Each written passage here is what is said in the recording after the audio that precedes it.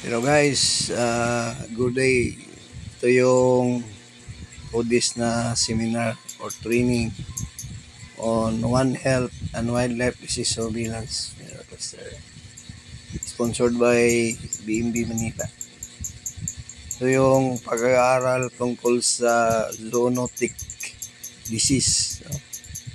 And including surveillance, yung pagsaswab ng mga hayop o mga wildlife. So ito'y kinakailangan natin para malaman natin kung ano ba yung mga iba-ibang sakit sa mga wildlife natin na mag-transmit sa tao. Today, this is the second day of our training and seminar wildlife surveillance and monitoring of different diseases. Most likely yung zoonotic disease. Ito yung hands-on paano magawa ng mga swab testing sa mga ibon. Kulay pink ha, hindi po ganitong kulay. Tapos, ito pa. Sabi po na, pagka baba ng swab, isi-steer, tapos pipigain nyo yung swab without using your fingers. So kumbaga idadap nyo doon sa gilid ng bote hanggang sa maubos at kayang maubos yung liquid na nandun sa swab. Bihira na po ang magpagamit, or actually ayaw na ng lab na gumagamit ng swabs na kahoy yung hawakan niya. Kasi na-absorb ng kahoy yung liquid. So, kaya yung ito, plastic lamang po ito. Tapos, ito po yung isang klaseng vial, pero hindi natin ito normally ginagamit for viral for viral isolation. Ito po yung cryovials na ginagamit for DNA. Ito po kasi ang inilalagay dito, ethanol. So at least 95% ethyl alcohol or ethanol yung inilalagay dito. Okay? Pero pang DNA ito. So, ito yung swab, magsisample ng swab. So, ang gagawin namin ni Glenn ay magsisample ng swabbing. Ano po? Sige, hindi na tayo. Kapag tayo.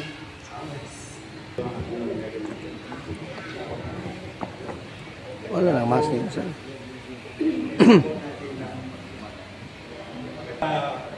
Sa hayop na bumuli nyo, itinan nyo kung anong pagkakaan nila. Hindi ko na pupuntuloy natin. Ngayon yung raptors, pagkakaan nila. So guys, ito yung part ng training na tinuturuan kami paano mag-handle ng raptors o yung mga eagle natin na hindi tayo masugatan o matuka. Itinuro dito yung correct way sa pag-handle. So ganyan mga kaibigan, no? Ito yung expert natin sa Manila na mga raptors.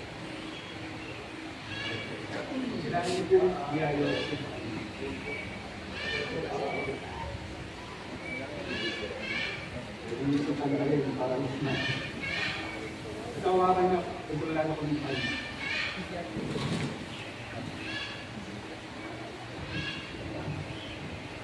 Sa dito po, meron baluktot, bakit pagpagpagpag. Ang hawak nyo, pakpa, buntot, paa. Kasi dito natin, ito, yung takip, takip ito. Pagkabalutin po natin, This hand-on training, ginawa ito sa isang zone natin dito sa Davao, no? Davao Crocodile Park Institute. Sila yung in charge sa mga o nag-alaga ng mga raptors. So yan, no? Kita nyo, binabalot ng isang tog para hindi siya makagalaw. And these birds was also rescued and deposited dyan sa Crocodile Park. huwag mo itong bibituin. Minsan, matutuwa kayo kung mawala yung pakpak niya, maulit siya, bawal niya, may yagis nyo. Nakita niyo po na may certain way ng pagbalot, no? So, tatandaan niyo lang rin yun Pero itong pagbalot na to is good for short distances lang. Okay, hindi to yung, halimbawa, ibabiyahin nyo ng 2 oras. Kawawa yung ibon kapag nakaganito ng more than 2 hours. No? So, pagka ganyung mga malayo ang biyahe, ilagay nyo na lang po dun sa box mismo. Alam niyo yung palabong na box. Okay? Ang raptor, yun na. Kasi kapag kakatulong pagsitasin, hindi nyo pwedeng ilagay sa ganung box. Kasi pagdating ninyo dun sa opisina nyo, butas na yun, nakakawala na yun. Okay? Yeah. So, meron lang po akong short kwento on how to properly manage or properly handle or at least doon po sa raptor, ha?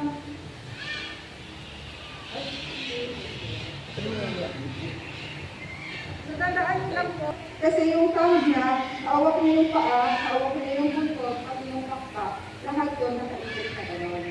Okay po?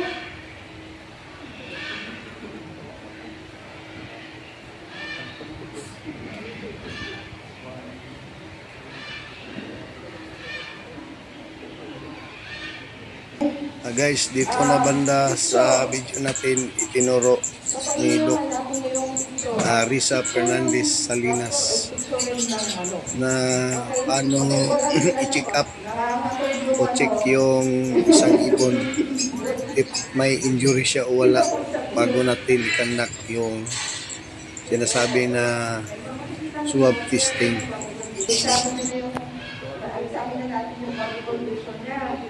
Diba kadalasan dito sa mga concern natin, may bali or may air gun man yan.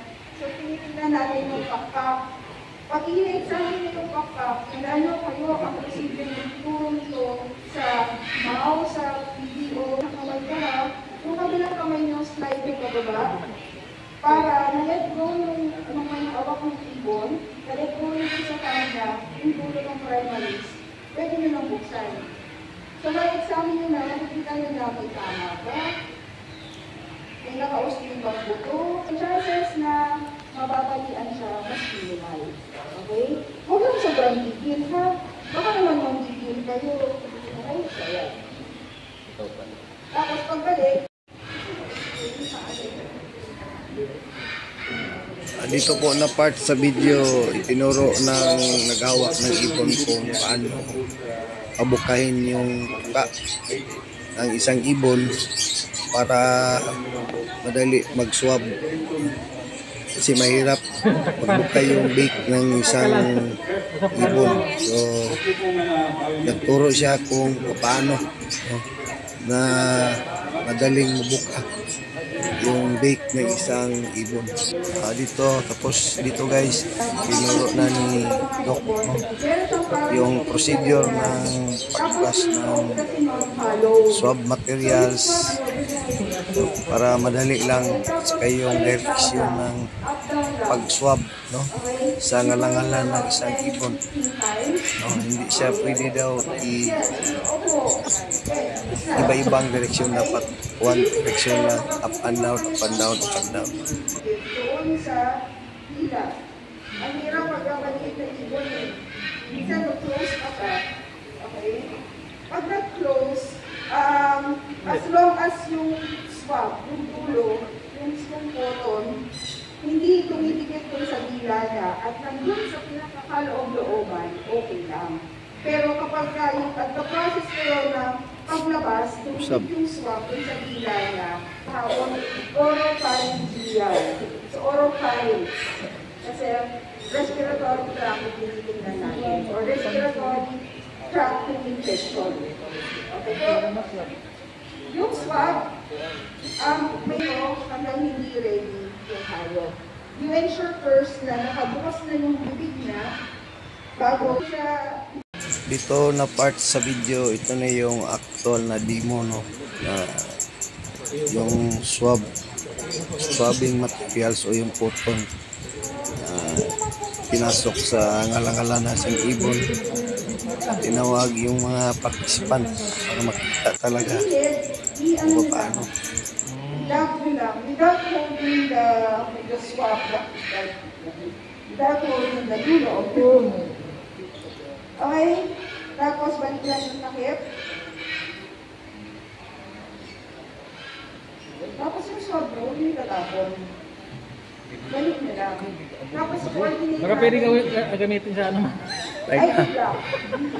Okay, so yan na, tapos na tayo. Yung na to, ito, i-coordinate natin sa lab. Kung pwede, sila na lang mag-dispose. Kasi considered hazardous waste na ito. Hazardous waste. So, ayaw natin mangyari yung mga nangyari.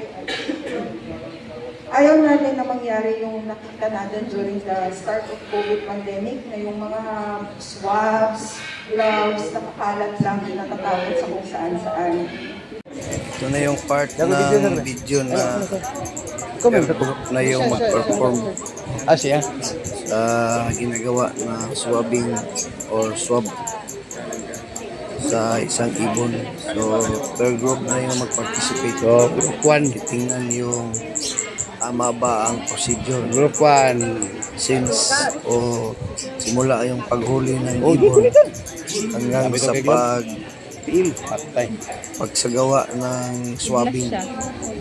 Ito na yung last part, guys, na tinuro ng isang expert sa raptor handling, paano ibalik ulit yung ibon sa loob ng cage na without injury, without harming, no? Paano siya ilagay.